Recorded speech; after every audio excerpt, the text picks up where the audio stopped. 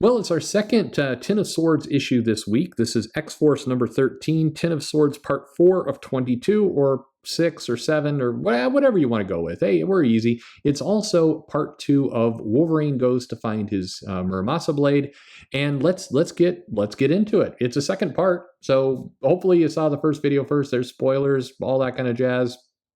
Let's see where it goes.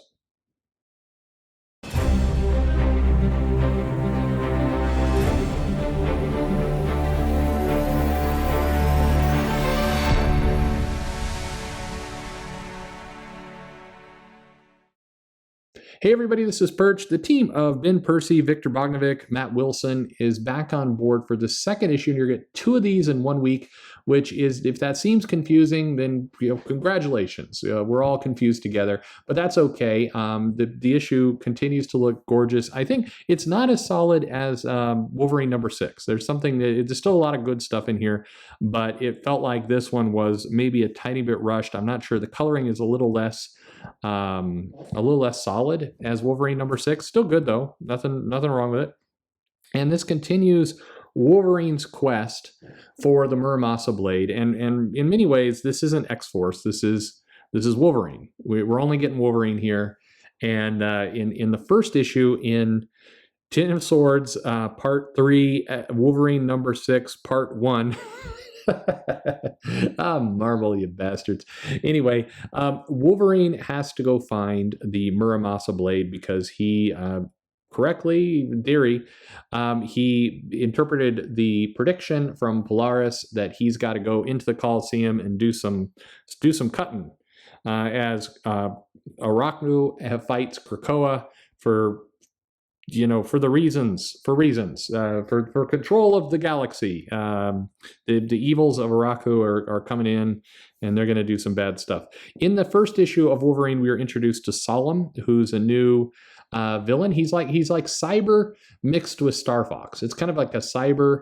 He's got the adamantium skin, and he is mixed with Star Fox, in that he can charm people, but he's kind of a dick too. So it's kind of a cyber Star Fox Loki is what we've got here, and he wears a hoodie, so he's the villain we want for our times. Although as we can see from the cover, he's got one of those shaved head ponytail kind of things, and he can take his hoodie and wear it around his waist like grunge people in the 90s. Man, I'm just killing the vibe here, I think. Anyway, so when we last left Wolverine, he had jumped into hell.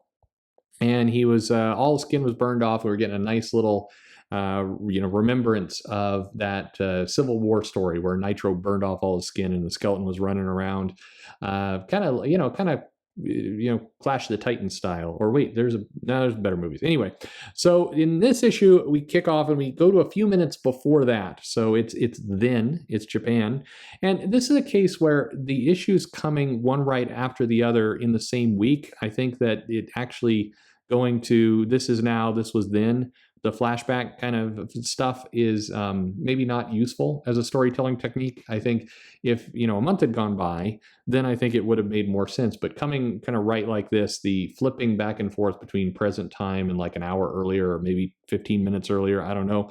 I think that it's a little, I don't want to say jarring. It takes away a little bit from the story. But anyway, Wolverine goes in, he finds Muramasa, and he'd been sacrificed to the evil hand, who has gone more dark, and we're filling in on a little bit of that. But as Wolverine's kind of checking it out, the hand kind of comes and attacks him, and he does some cutting and some fighting, and as he slices off the mask, he realizes that the hands have gotten more demonic, kind of in everything that they've done, and it's setting up.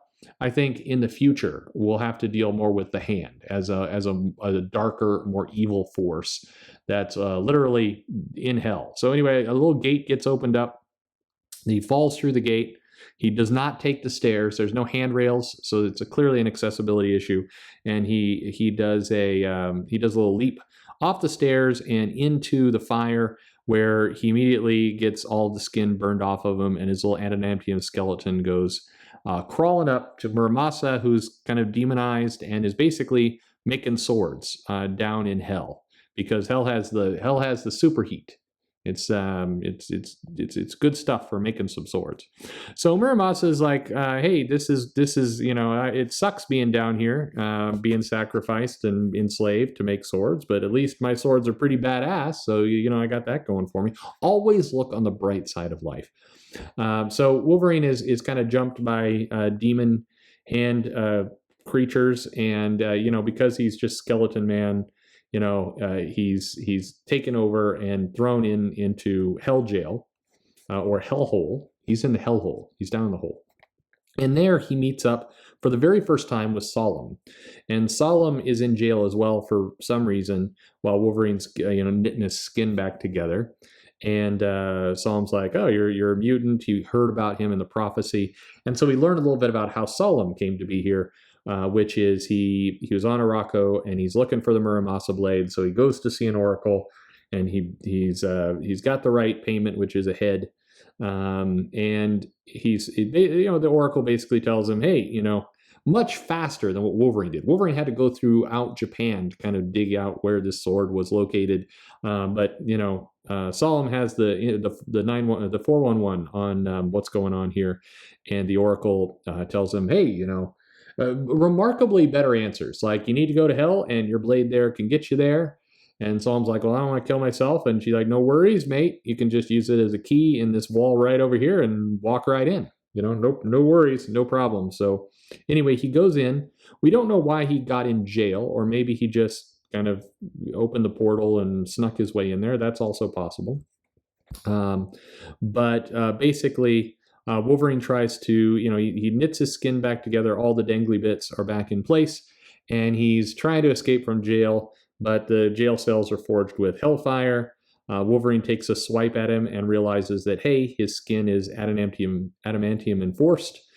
His clothes too, apparently, because we don't rip the clothes either. So that's one powerful ass hoodie, is what I'm saying. Or the hoodie is his skin, which is more horrifying if you think about it. But anyway, he basically, or maybe actually, I think we got a hood and we got like a skirt, and then he's just walking around bare chested, but no nipples. I don't know. I'm thinking way too much about all this stuff. So anyway, he's got the keys, and off they go. To basically, let's go sneak this place out. So Wolverine and Solem working together. Solem is very, very cheerful, villain. And so as they go, they talk a little bit about what's going on here with the hand, and they've leveled up and they've gone more evil. And Solem points out that, we got Krakoa and Arakko, working, combined, and the hell and earth and the hand and the beast, and that all these groups are working together. There's a lot of working together going on. A lot of crossovers, a lot of issues. Wait, sorry, I went off track.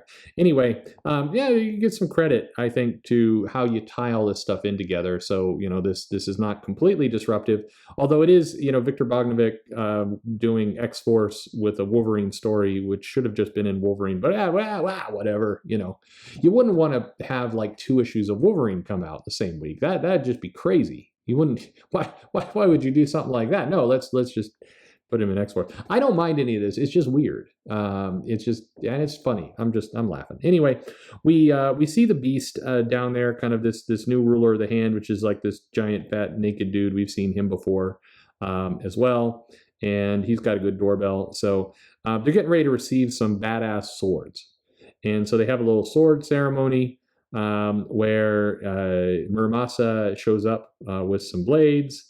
And he's ready. He put his very soul into the swords, and there's 2 of them. So we were kind of thinking that Wolverine and that he would have to fight. That basically we were going to get they're going to have to fight over the one sword. But Solem points out that, hey, no worries. There's 2 of them, so we got a sword for each of us. This is convenient. Nice that he made 2. We can share. Solemn's like, I'm tired of you running around nude. So let's get you dressed. So Wolverine puts on some pants, and they both go in, and they put on this stuff as a disguise, so they can kind of sneak in. But this disguise is instantly discarded as they drain the soul or something out of Muramasa. They go into the swords, and that's when Solem and Wolverine attack. And Solemn quickly discovers, he gets one of the swords. Good news. But then he discovers that he can be cut by the other one. And this is where, no, he does. This is where he basically learns that, hey, adamantium can be cut, which Wolverine's like, oh, bad news for you. Muramasa blades are stronger. Bad news. Then we get, some more marriage stuff. We're like, Solem likes to murder people. He likes to break up marriages. Anyway, in this case by violence. So Wolverine gets grabbed by the beast. Solem is like, hey, I've got both the swords now, but I'll still help you out because that'll be kind of fun. And Wolverine's basically hacking away at the beast's face. So that's good. And we don't see what happens after this point. That's it. So they're having their fight. Wolverine's is grabbed, but they're both fighting off the hand. And Wolverine makes some kind of deal for the second blade. What's that deal? We don't know. But then we get a little data sheet on the blade itself. And now we're into later. So we got a missing part of history. Maybe that's going to get revealed in a third issue. The Marauders is out today. Maybe the Marauders is actually a third issue. And no, it's not. But wouldn't that be crazy? But anyway, Wolverine shows up. And he takes his sword and he stands on the magical... somebody's been playing way too much D&D. But anyway, he stands on his magical rune. And he and Magic are there. And I guess they're just going to hang out while the other 8 people kind of show up with their swords. So I hope there's a bathroom nearby, or that's just going to be a long wait. It's going to be another 8 issues of wait. But anyway, so Wolverine's got the sword. It came with a price. Time will tell if it's worth the cost of what the price was. So what did Wolverine trade for the blade? We will find out. But Solem rumor is that this is going to be a character that's going to persist past Ten of Swords, and this is going to be a new antagonist to Wolverine. Again, it's a Cyber Star Fox clone. A clone? Not clone. Combo. That's what it is. That's what I meant. But hey, good stuff. And that's where our issue ends. And we're off to Marauders, where Storm's going to do something, is what we hear. So head on over there if you want that review. That will be going up in a few minutes anyway. But all in all, I think Ben Percy and Victor Bogdanovic, it's a solid story. It feels like a Wolverine story of old. Admittedly, I like the first issue better than the second. Just because it felt like in the second issue they had to get things steered back into the whole Ten of Swords story. Solem could be a good villain or could be super annoying pretty fast. I'm not sure a adamantium skin Loki is what we were really after, but why not? Why not? They're all going to be having an orgy on the Plant Island sooner or later anyway, so yeah, might as well. But it's nice to see his stuff. I think Bogdanovic's doing a good job. Again, Matt Wilson, colors weren't as solid, but still, like, you can't complain. I mean, the work is killer. It still looks great. But overall, this was 2 issues about Wolverine getting a sword. So did you like it? Did you not like it? Are you in for all this Ten of Swords stuff or not? Let me know in the comments below. Like, subscribe, click the bell for notifications, all that fancy stuff. And hey, one more review to get through today. It'll be up in a bit. Thanks for listening.